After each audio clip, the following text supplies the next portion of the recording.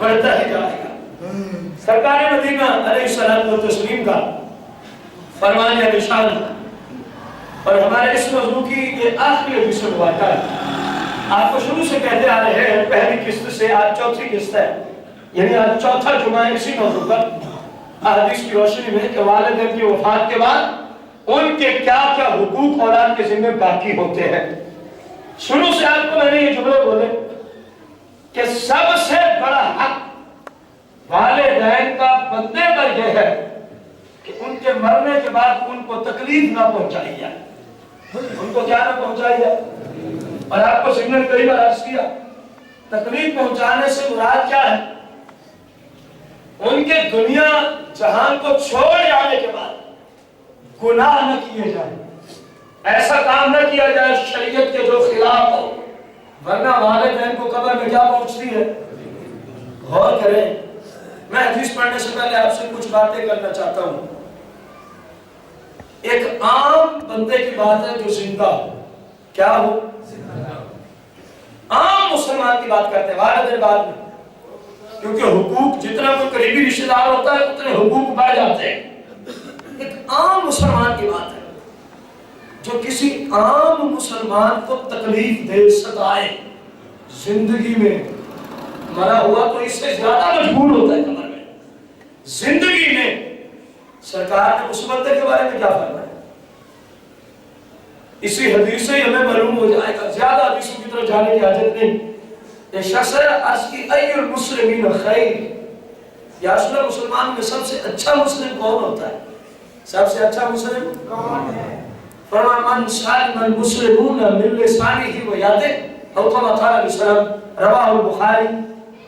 امام بخاری نے اس کو روایت کیا، سرکار نے اس کو جواب دیا کہ جس مسلمان کے اعضاء سے کسی اور مسلم کو تکلیف نہ پہنچے وہ سب سے اچھا مسلمان ہوتا ہے، وہ سب سے اچھا مسلمان۔ اور جو تکلیف دیتا ہوگا وہ، اسی حدیث سے آپ سمجھ رہے، اگر یکتا اپنی سمجھ نہیں آئی، نہیں تسلی ہو سکی کسی کی، تو سرکار کا یہ فرمان سن لے۔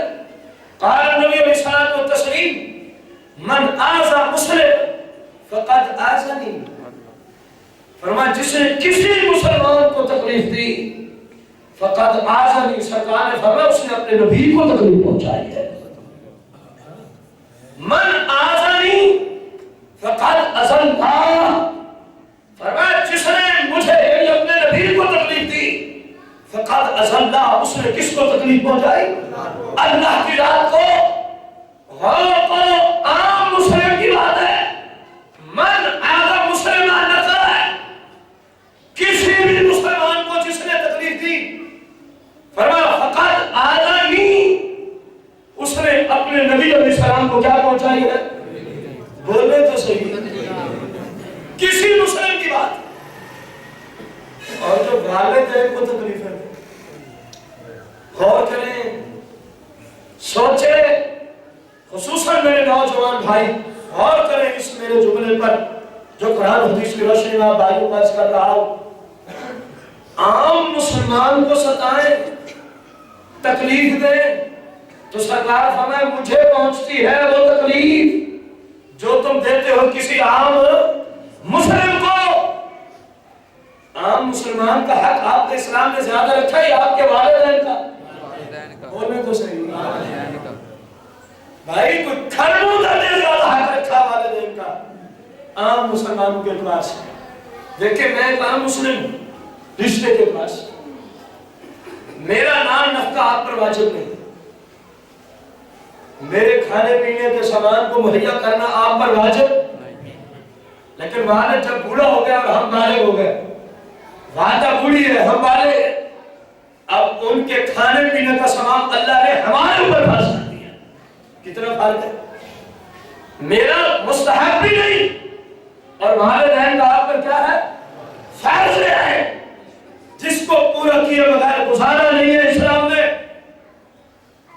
مجھے دیکھنے سے جب میں عام بندہ ہوں، علم کی طرف نسبت نہ کریں، آپ کو کچھ بھی نہیں ملتا، آپ کو کیونکہ علم کی طرف اس لیے نسبت نہ کریں फिर वो कई बैठे होंगे जो उन्हें हदीस को जानते होंगे कि उलमा की तरफ देखने में क्या क्या जान, फिर वो कहेगा इसने झूठ बोल दिया। इनको सारे में रहने रिश्ते की बात कर रहे हैं। आप मुझे देखते हैं कुछ मिले? कुछ भी नहीं मिले। और अगर आप अपनी वालदा या बाप को देख ले, सरकार ने फरमाया एक निगाह देखो मोहब्बत की, अल्लाह मकबूल नफली हज का सवाब होता है। गुलामों ने अर्ज किया सुना को एक दिन में 100 बार देख ले, फरमाया मेरे रब की रहमत वसी है, अल्लाह 100 हज्जों का सवाब होता है। करोड़ों दर्जे वाले दिन का आम मुसलमानों के एतबार से आप पे हक क्या है? ज्यादा है। जो आम मुस्लिम को सताए, नबी अलैहि सलाम ने कहा मुस्लिम फकत आज़मी, फरमाया जिसने किसी आम मुस्लिम को तकलीफ दी है उसने अपने नबी को तकलीफ पहुंचाई है। मन आज़मी फकत अज़ल्लाह, और जिसने अपने नबी को तकलीफ दी हकीकत में उसने अपने ये आम मुसलमान को सताने का बात है। और जो अपने वालिदैन को सताए उससे सब कोई बदबख्त है? बोल मना नहीं कर, मुझे क्या जरूरत है? जो भी ये करता है उसको खुद समझ आ जाएगी कि मैं वालिदैन के साथ कैसा सलूक करता हूं। मेरे भाइयों बताओ, आम मुस्लिम को तकलीफ देने वाले को सरकार ने इतनी बड़ी वही सुना दी कि रब उसको जहन्नम में दाखिल करेगा। हदीस के आखिरी जुमले यहां खत्म हुए। और जो अपने बाप को अपनी वालिदा को तकलीफें देता रहे जिंदगी में, बताओ उस बंदे का ठिकाना सिवाय दोज़ख के क्या हो सकता है?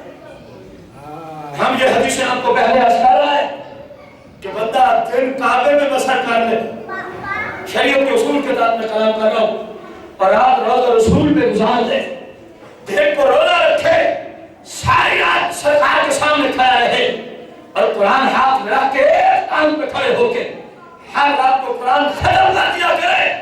अगर वालिदैन का नाफरमान है, उनको सताने और तकलीफ देने वाला है, खुदा की कसम है ये बंदा मरते ही बगैर किसी हिसाब और किताब के दोज़ख के हवाले कर दिया।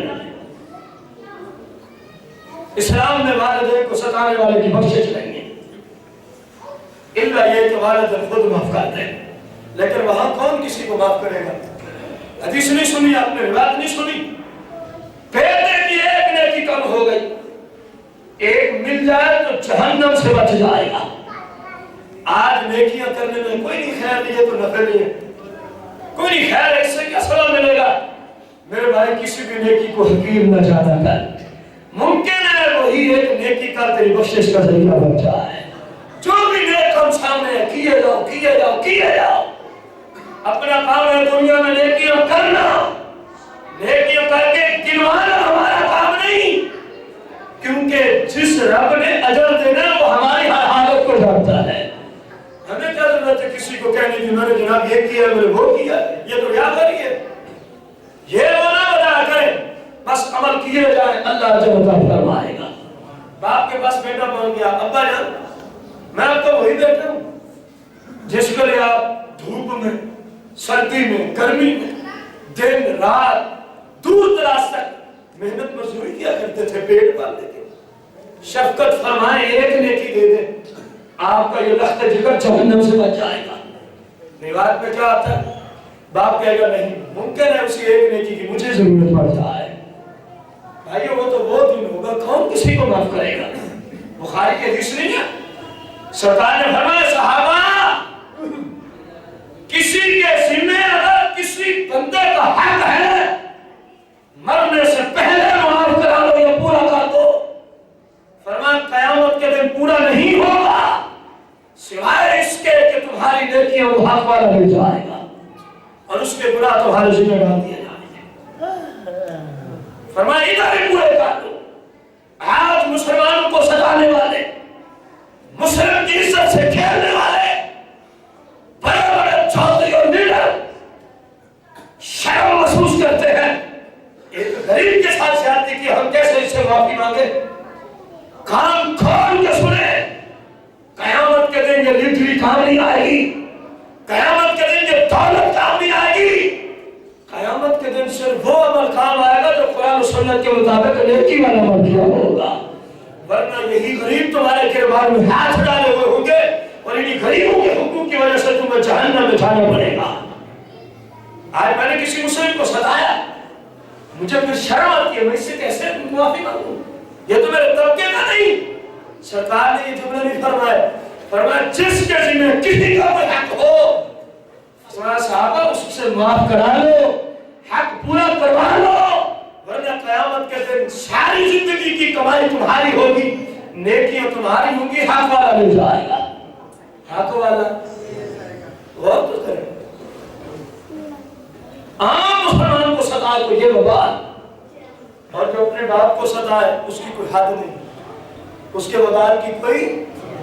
اور میں جس حدیث کی طرف آپ کو لے جانا چاہتا ہوں، والدین کے 12 حقوق کی تفصیل آج کوئی احادیث، چوتھا جمعہ مبارک اور آج کی آخری قسط ہے، اور اس کی آخری حدیث عرض کرنا چاہتا ہوں، اس میں بھی یہی حق آیا ہے کہ اپنے والدین کو زندگی میں ستانے کا وبال آپ نے دیکھ لیا، ایک جھلکی سامنے رکھی، سینکڑوں احادیث مبارکہ اس موضوع پہ موجود ہے، تو جو مرنے کے بعد بھی والدین کو ستاتا رہے، قبر میں بھی ان کو تکلیف دیتا رہے، بتائیے وہ کیسا لخت جگر ہوگا جو اپنے والدین کو قبر میں بھی تکلیفیں دیتا ہے؟ کوئی اس